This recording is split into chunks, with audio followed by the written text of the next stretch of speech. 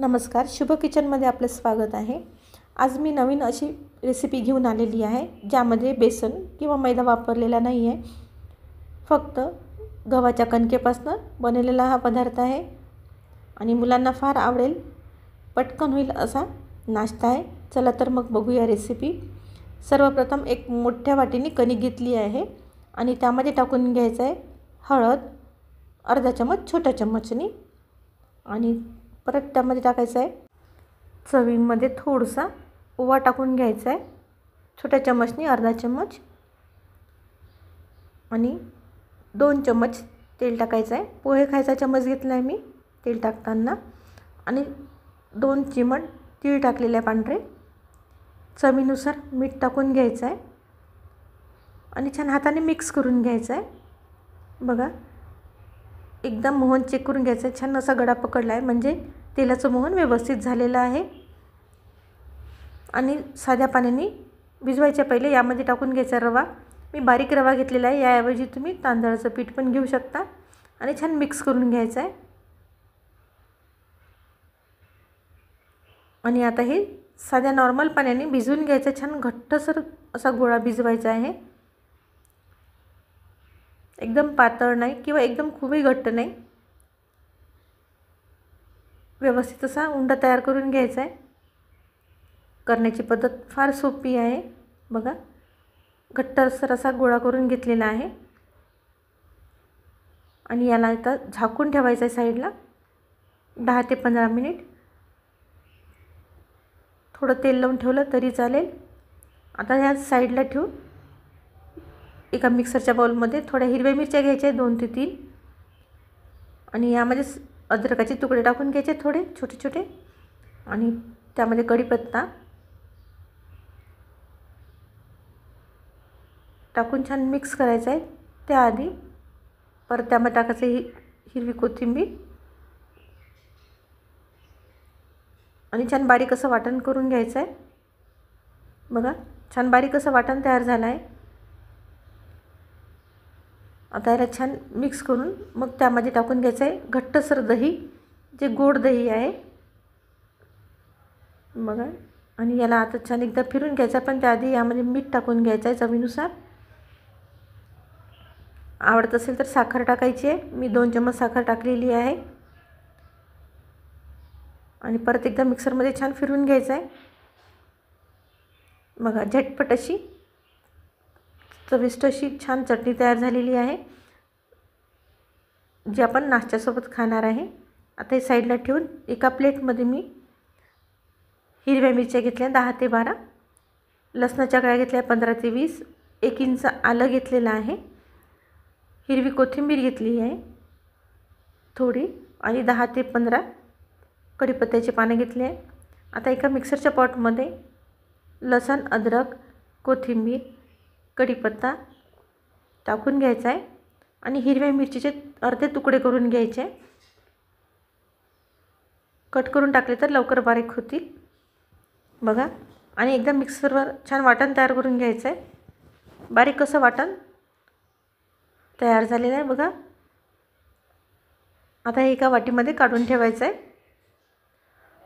परत आपल्याला लागणार आहे सोप अर्धा चम्मच, खोबरं कीस 2 चम्मच, खसखस अर्धा चम्मच आणि थोडेसे बेदाणे 10 ते 12 मधनं कट करून घेतलेले आहे मोठे असल्यामुळे।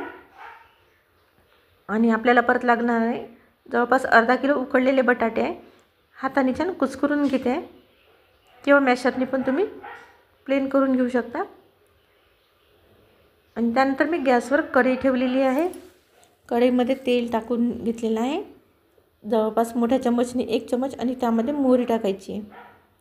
मोहरी टाकल्यानंतर यामध्ये टाकून घ्यायचं आहे सोप, छान गरम झालेल्या तेलामध्ये टाकले की चवीला फार छान लागते। खसखस टाकून घ्यायचे, त्यानंतर बेदाणे पण टाकायचे, किशमिश आणि छान झाल्यानंतर यामध्ये थोडे वाटाणे टाकायचे मुठभर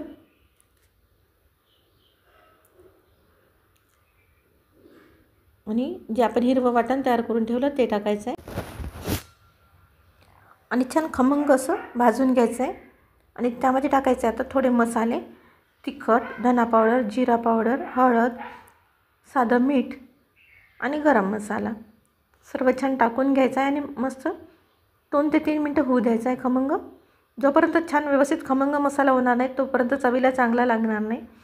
आणि यामध्ये आता आपण मॅश केलेले बटाटे टाकून द्यायचे आणि छान परतून घ्यायचे.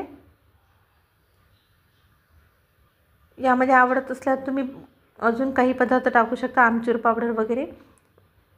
बघा छान मिक्स झालेलं आहे. आता यामध्ये आपल्याला हिरवी कोथिंबीर टाकून घ्यायची बारीक चिरलेली आणि थोडं लिंबू पिळलेलं आहे आणि मिक्स करून 2 ते 3 मिनिट छान होऊ द्यायचं आहे झाकण ठेवून. आणि त्यानंतर आपण एका मोठ्या भांड्यामध्ये काढून घ्यायचं आहे थंड करायला. फॅन खाली ठेवून द्यायचं आहे. बघा असे गोळे तयार करून घ्यायचे हाताने. लांबट असे थोडेसे छोटे छोटे मुठीमध्ये येणार तेवढेच सर्व गोळे तयार करून घेतलेले आहे. आणि आता एक भांड्यामध्ये मी तांदळाचं पीठ आणि थोडं कॉर्नफ्लॉवर 1 चम्मच घेतलेला आहे. 2 चम्मच तांदळाचं पीठ 1 चम्मच कॉर्नफ्लॉवर असा रेशो घ्यायचा आहे आणि थोडं पाणी टाकून पातळसर असं मिश्रण तयार करायचं आहे आणि चवीला मीठ टाकायचं आहे. बघा छान मिक्स करून साईडला ठेवायचं आहे. आता जो कणकेचा गोळा आहे तो घ्यायचा आहे. याचे 2 ते 3 भाग करायचे जेवढे होतील तेवढे आणि पोळपाट बेलणे घेऊन त्यावर लाटून घ्यायचं आहे. बघा मी याचे 3 भाग केलेले आहे. छोटे मोठे 3 गोळे होतील आणि पोळपाटवर लाटून घ्यायचं. तेल वगैरे लावायची जास्त काही गरज नाही. जर वाटत असेल तर थोडंसं तुम्ही लावू शकता, बोटाला बिलकुल थोडंसं. आणि लाटून घ्यायची मोठीशी पोळी. एक पूर्ण मोठी पोळी लाटून घेतलेली आहे. यावर आता कट करून घ्यायचं आहे मधनं 2 भाग आणि त्यानंतर छोटे छोटे पाहिजे तेवढे आकारात आपण कट करू शकतो किंवा वेगळाही आकार दिला तरी चालेल. बघा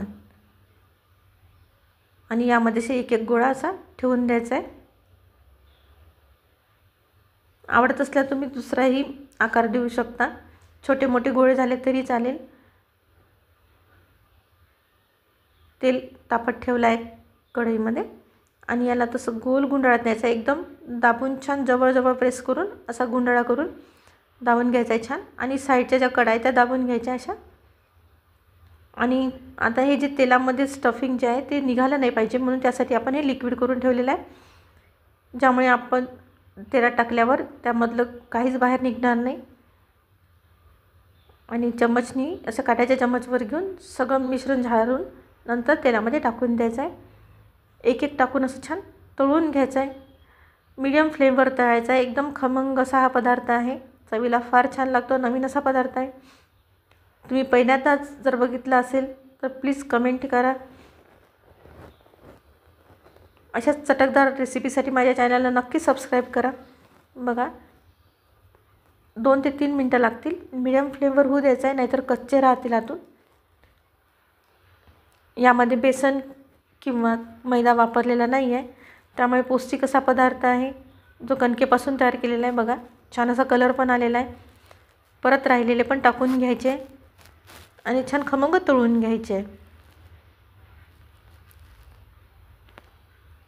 बघा छान असे खमंग सर्वच तयार झालेले आहे. तुम्ही याला बटाट्याचे रोल म्हणू शकता.